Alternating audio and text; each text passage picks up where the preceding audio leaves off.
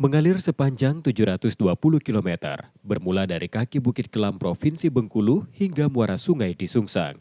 Sungai Musi mengalir membawa alur peradaban.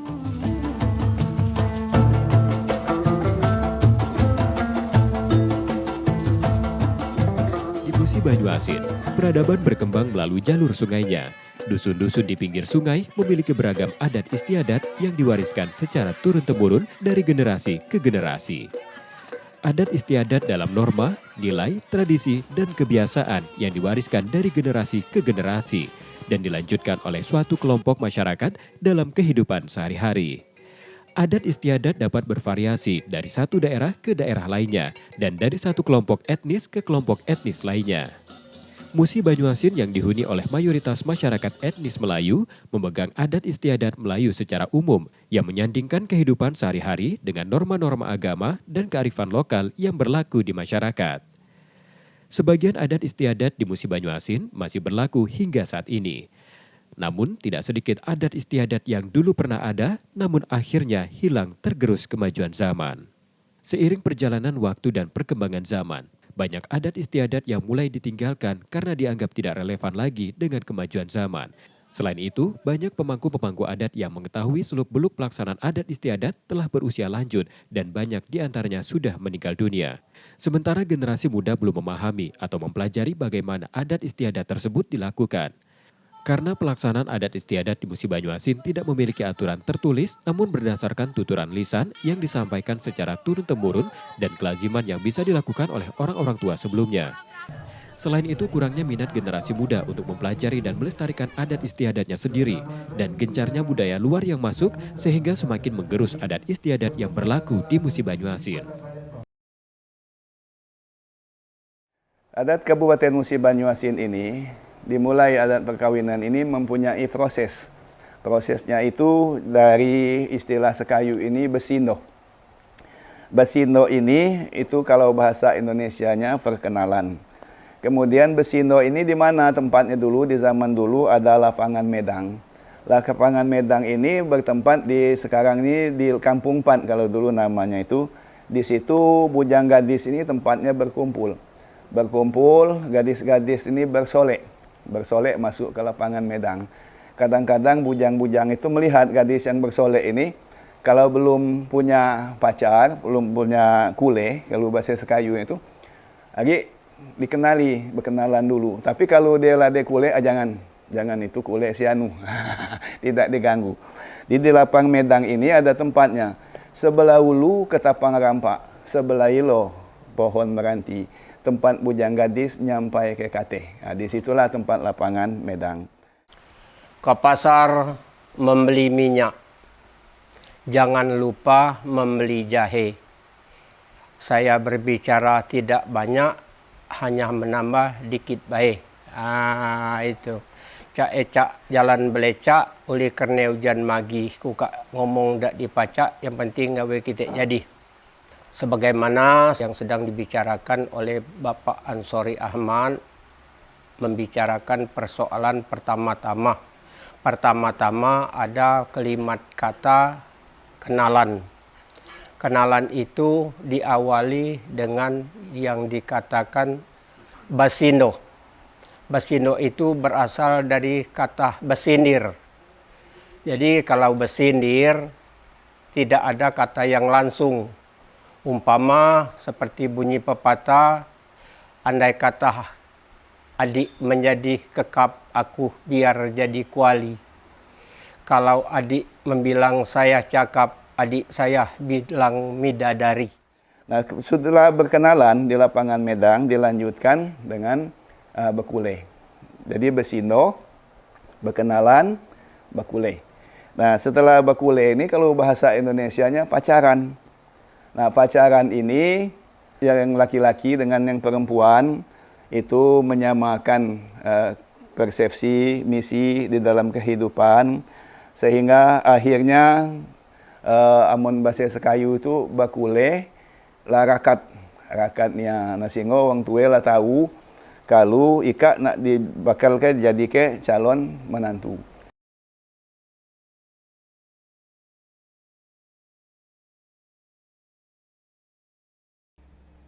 adanya sepasang bujang gadis yang pacaran berkulai. Kedua pasangan mereka bukan nak habis diperkulai baik, dia nak hidup ke jenjang berumah tangga. Jadi yang betina ngomongin bak aku nak berlaki dengan si anu. Budak lanang tu pengen calon lanang ngomong boleh dengan bak aku nak bini dengan anak si anu. Tolong rasan ke, ambil senang sambil senang. Datanglah ke orang tua budak lanang, kuma bakal biasanya orang tua budak betina. Itu namanya nyelui yang pertama kali itu nyelui. Itu ngune piring ilim, gitu ya, ada ngune bahan-bahan dikit, itu namanya nyelui. Nah, di samping itu silaturahmi, perkenalan kedua keluarga tadi kan. Setelah berkulai, itu madek. Madek ini pada saat ini ya, sudah banyak yang ditinggalkan. Dulu orang tua itu kalau memilih calon menantu, tidak serta-merta langsung. Itu dilihat dulu tingkah lakunya. Dinilai dulu, dinilai dari nasabnya. Dari nasabnya. Jadi kalau dia mau mencari menantu itu, dinilai nasabnya. Nasabnya itu nasab orang baik-baik atau tidak. Nah kemudian bagaimana agamanya, kemudian bagaimana juga tingkah lakunya, bagaimana itu kecantikannya. Itu ada istilahnya itu madek. Madek ini biasanya perkenalan keluarga laki-laki dan keluarga perempuan itu. Kemudian keluarga laki-laki itu tandang ke rumah calon menantu tadi. Nah di situ dinilai. Madek ini artinya menilai calon menantu. Mulai di tingkah lakunya menerima tamu, kemudian cara mempersilahkan tamu duduk, kemudian tingkah lakunya itu dinilai.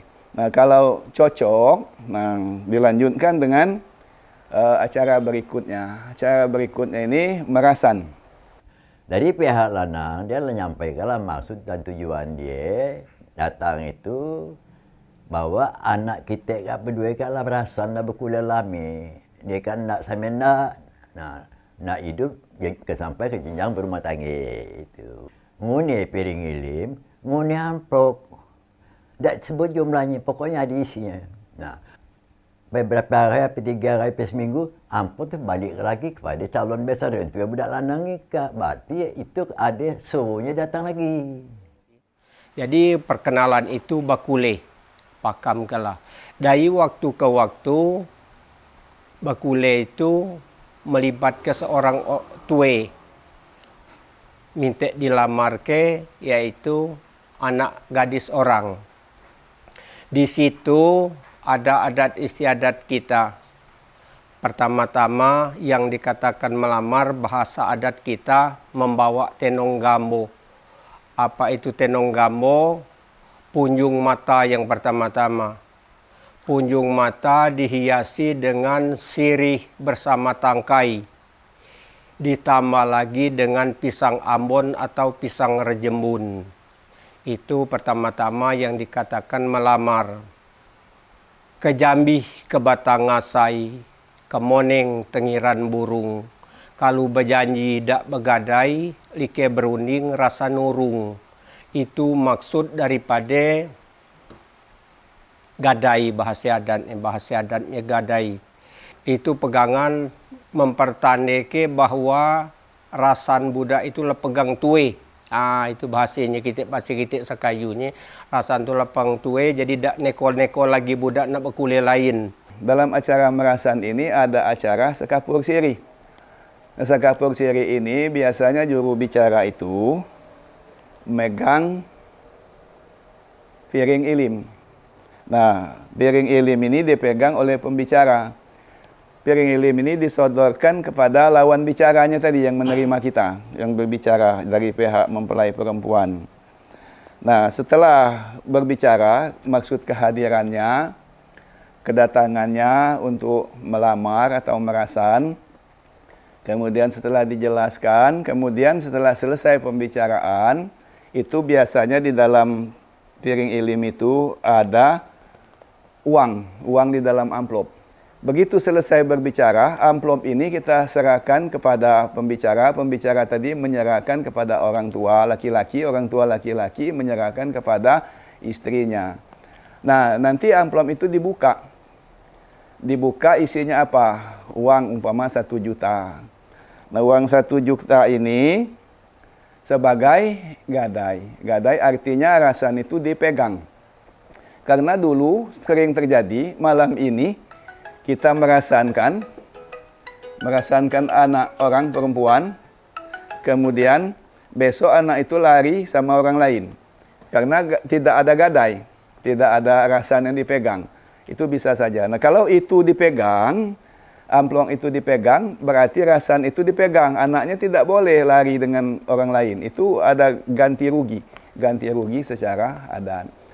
Nah, kemudian waktu sudah dipegang rasan, kemudian ditanyakan oleh orang tua perempuan ini, anaknya tadi, apa memang benar mau akan nikah, mau kawin, nak belaki membasuh kitek sekayu. Nah, kalau setelah mendapat jawaban memang benar nak kawin, akad nikah, baru amplop ini dikembalikan kepada pihak laki-laki tadi, keluarganya. Nah, kemudian di dalam amplop itu uang yang dikembalikan itu harus uang itulah. Jadi kalau jangan diganti-ganti, kalau uang itu dikembalikan bentuknya berisi uang 100, kemudian sudah berubah bentuk, ada uang 50, ada uang 20, itu ada filosofisnya. Berarti orang tuan rumah itu banyak rasan. Banyak rasan. Jadi jangan pagar membahas uang kita Mika. Uang situ banyak rasan. Karena uang itulah sudah dikenakan, sudah dibelanjakan. Nah, kemudian setelah pengembalian amplop gadai, ada permintaan. Permintaan umpama kalau kamu mau dengan anak saya ini, saya minta uang 50 juta, mahar mas kawin 5 suku emas, kemudian ada lagi ganti duduk, kemudian ada lagi bea kawin, ayam mungkul, kalau sekayu ini ada ayam mungkul. Ayam mungkul ini biasanya dikenakan kepada keluarga dari bapak dan ibu calon pengantin perempuan. Dikenakan, umpama berapa jumlahnya 7, dimintakan 7. Dan 1/8 itu ayam mungkul medang. Medang itu siapa yang dihargai di dalam keluarga itu diberikan itu ayam mungkul. Kalau sekarang kulu sama sangat desa itu ada istilah kerama wali. Jadi kalau kita duk nyor duiko beras ke sekolah dem tu ayam itu kerama wali. Itu. Ada pula kita setelah berasan melamar ada pula perbedaan. Kadang-kadang kalau di Luika, dia minta kerama mata, kerama wali yang masuk tadi, kerama mata, kerama masa. Kerama masa itu kadang-kadang minta mengaji di wadangan. Nah, kerama mata itu bahan baku. Yang beras lah, minyak sayur, gulai sayur, bumbu-bumbu masak itu memang permintaan dia. Nah, baru masuk ke acara berikutnya, yaitu mengadakan permintaan atau mengadakan pengendak. Kalau bahasa sekayunya ngantan sen. Kemudian ada lagi bahasa sekarang ngetas janji. Nah, kemudian di situ ditentukan juga menentukan hari pernikahan. Hari pernikahan. Setelah ditetapkan hari pernikahan, maka ditetapkanlah acara akad nikah bahwa tanggal berapa, tanggal 8 Maret umpama, tahun sekian, jam sekian, pengantin laki-laki datangkan ke tempat pengantin perempuan akan dinikahkan.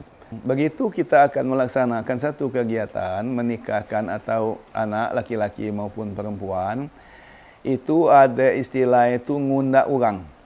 Ngunda urang ini artinya membentuk panitia, mengumpulkan keluarga untuk merangkul kegiatan-kegiatan yang dilaksanakan pada hari H daripada hari akad nikah itu tadi. Karena kalau tuan rumah itu melaksanakan sendiri, pekerjaan yang berat itu tidak mungkin. Seperti motong ayam, seperti ngupas kelapa, mau dilakukan sendiri oleh tuan rumah itu nggak mungkin. Jadi perlunya gotong royong dari keluarga, bahu-membahu untuk melaksanakan itu, memasak. Nah, jadi panitia ini ditunjuk, ini bagian betina dapur. Betina dapur itu artinya memasak, betina dapur itu. Ada lagi tukang air, tukang ayo. Segala kebutuhan air dilakukan. Kalau zaman dulu tuh nggak ada ledeng. Jadi pakai pikulan. Jadi zaman saya dulu itu sudah saya pernah rasakan jadi anak belai.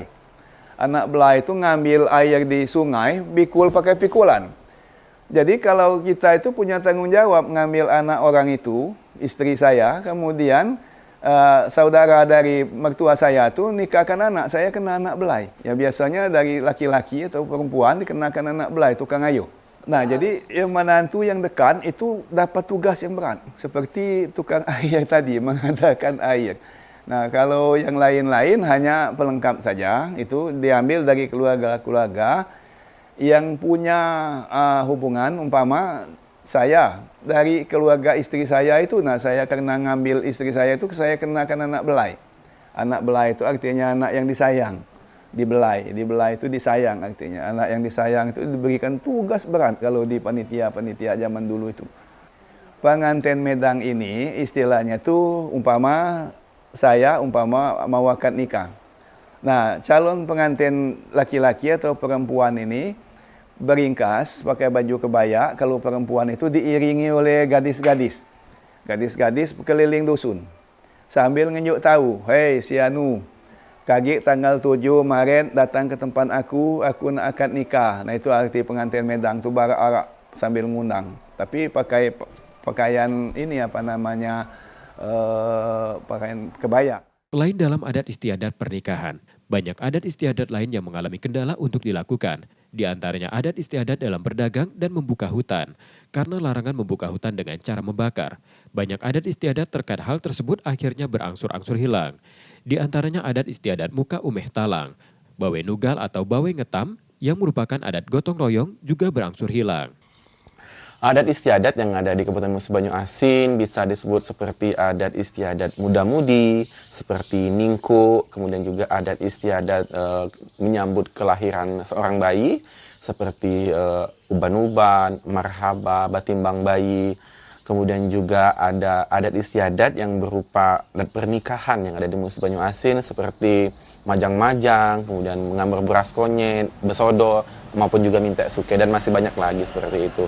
Ada juga adat istiadat yang berhubung dengan pemahaman akan leluhur atau ada hubungannya dengan konsep alam seperti itu, seperti adat istiadat sedekah lemang, kemudian juga adat istiadat mandi dulang, sedekah rami, ataupun adat istiadat yang lainnya yang berhubungan dengan leluhur atau dengan alam sekitarnya. Selain itu, wilayah Kabupaten Musi Banyu Asin yang luas memuat beragam adat istiadat yang berbeda di beberapa wilayah. Tentunya dibutuhkan upaya yang besar dan waktu yang cukup untuk mendata dan menginventarisasi adat istiadat di masing-masing wilayah. Sejak berakhirnya pemerintahan marga yang ada di Kabupaten Musi Banyu Asin, keberadaan adat istiadat semakin lama semakin memudar. Marga-marga yang sebelumnya menjalankan aturan dengan hukum adat tidak lagi memiliki fungsi sebagaimana mestinya. Masyarakat akhirnya dominan menjalankan hukum negara yang berlaku secara umum di Indonesia. Adat istiadat yang ada di Musi Banyu Asin itu tentunya ada mengalami kendala pada akhir-akhir ini. Kendalanya adalah masyarakat masih berpikir dengan adat lama, sepertinya mereka tidak menginginkan hal yang ribet. Mereka menginginkan hal yang simpel.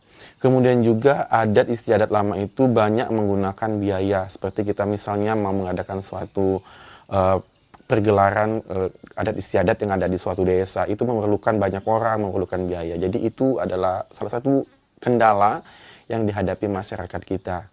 Nah, kemudian juga di samping kendala itu, kita akan menawarkan beberapa solusi pada generasi yang akan datang. Bagaimana budaya kita ini supaya terkenal, supaya dimanfaatkan lagi untuk kemajuan, untuk mengenalkan dan menjadi khazanah ciri khas Kabupaten Musi Banyu Asin. Salah satunya adalah sudah dilakukan oleh pemerintah, yaitu dengan cara festival daerah, kemudian festival adat atau juga lokakarya, seminar atau bentuk beberapa pelatihan sehingga budaya ini dikenal di masyarakat. Kemudian juga untuk generasi muda ini hal yang lebih penting lagi, bahwa generasi muda atau Gen Z sekarang adalah lebih mengenal sesuatu itu dengan melalui platform media digital. Kita bisa mengenalkan berbagai bentuk adat istiadat ataupun budaya yang ada di Musi Banyu Asin ini melalui Instagram, Facebook, atau yang lebih menarik sehingga konten-konten itu membangkitkan semangat mereka lagi. Di samping itu juga pemerintah dan masyarakat maupun orang yang mencintai budaya harus berkolaborasi. Bagaimana budaya ini supaya terus-menerus dipelajari, salah satunya adalah memasukkan materi ini pada materi muatan lokal, baik pada tingkat SD maupun tingkat SMP, atau bahkan diperkenalkan pada perguruan tinggi, supaya budaya ini lebih melekat dan terinternalisasi pada kehidupan generasi yang akan datang. Forum Pemangku Adat yang merupakan organisasi yang bertugas menjaga adat istiadat Musi Banyuasin telah berusaha melaksanakan sosialisasi dan memberikan pemahaman melalui beragam forum dengan harapan agar adat istiadat Musi Banyuasin kembali dikenal, terutama oleh generasi muda. Selain itu agar adat istiadat yang memiliki nilai positif dapat kembali berlaku di masyarakat. Bagi kami, pemuka masyarakat ini ikut serta dalam hal mengembangkan kebudayaan Kabupaten Musi Banyuasin. Yang pertama kami menggali, kemudian ikut serta mengembangkan, dan kemudian kami ikut serta menjaga kelestarian adat ini. Jangan sampai adat ini termasuk adat-adat yang lain, adat-adat yang dari luar. Seperti tukar cincin itu tidak ada di adat kita. Itu adat Palembang, atas janji. Kemudian adat-adat lagi ketika pengantin akan masuk ke tempat ruang pekarangan rumah daripada calon pengantin perempuan itu diberikan kalung. Zaman dulu nggak ada kalung itu. Nah sekarang adat itu baru masuk ke daerah kita, masuknya adat lain kepada adat kita.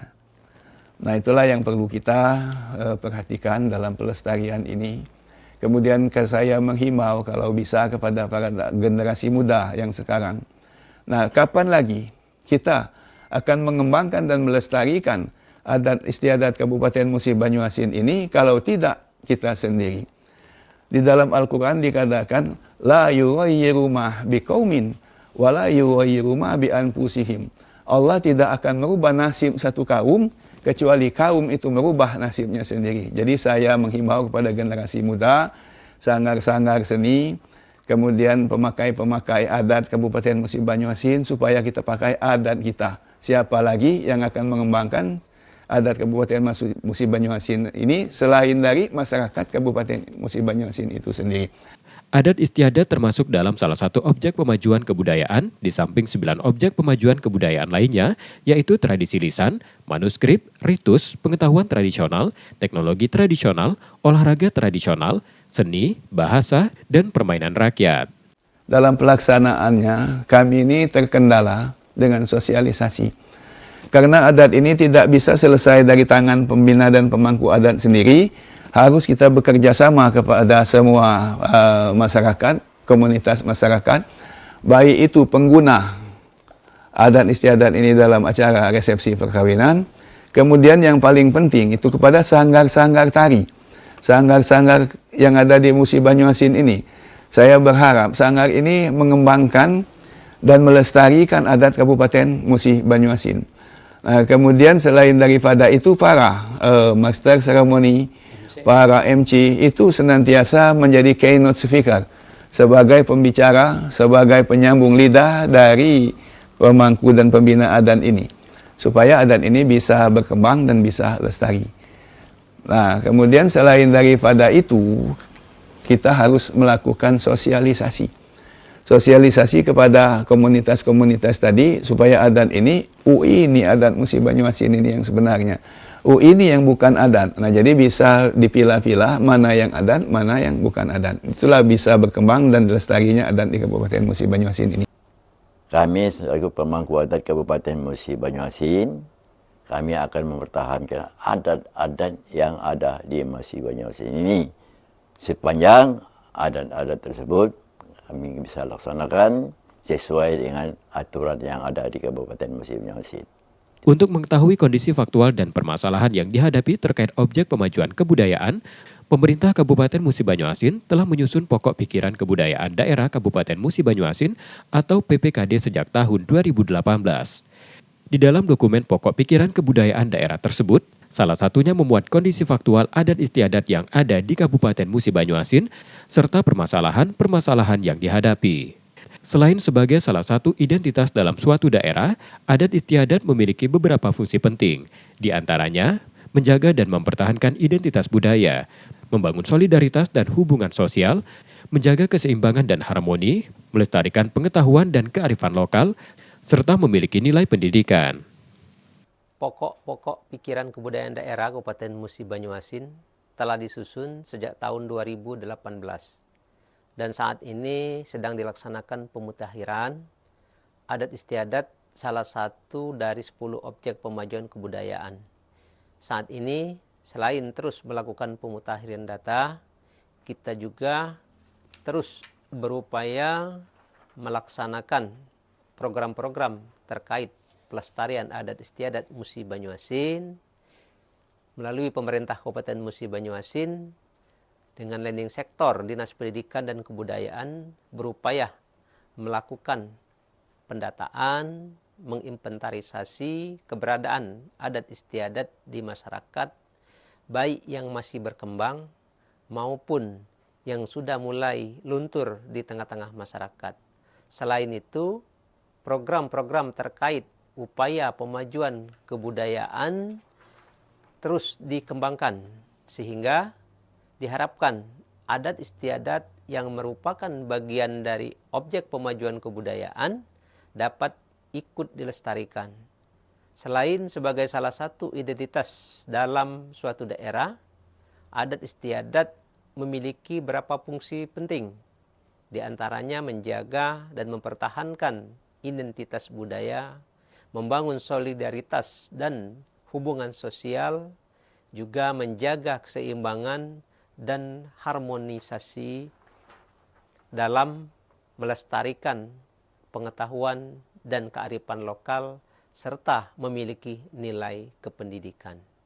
Semoga adat istiadat Musi Banyuasin dapat terus berkembang melalui upaya perlindungan, pengembangan, pemanfaatan, dan pembinaan, sehingga adat istiadat Musi Banyuasin dapat terus lestari sesuai dengan perkembangan zaman. Pada saat ini, Dinas Pendidikan dan Kebudayaan melalui bidang kebudayaan, kami sedang melakukan pemutakhiran data pokok pikiran kebudayaan daerah Kabupaten Musi Banyuasin, yang salah satunya adalah adat istiadat. Semoga adat istiadat Musi Banyuasin dapat terus berkembang melalui berbagai upaya perlindungan, pengembangan, pemanfaatan, dan pembinaan, sehingga pada akhirnya adat Musi Banyuasin dapat terus lestari sesuai perkembangan zaman. Semoga adat istiadat Musi Banyuasin dapat terus berkembang melalui upaya perlindungan, pengembangan, pemanfaatan, dan pembinaan, sehingga adat istiadat Musi Banyuasin dapat terus lestari sesuai perkembangan zaman.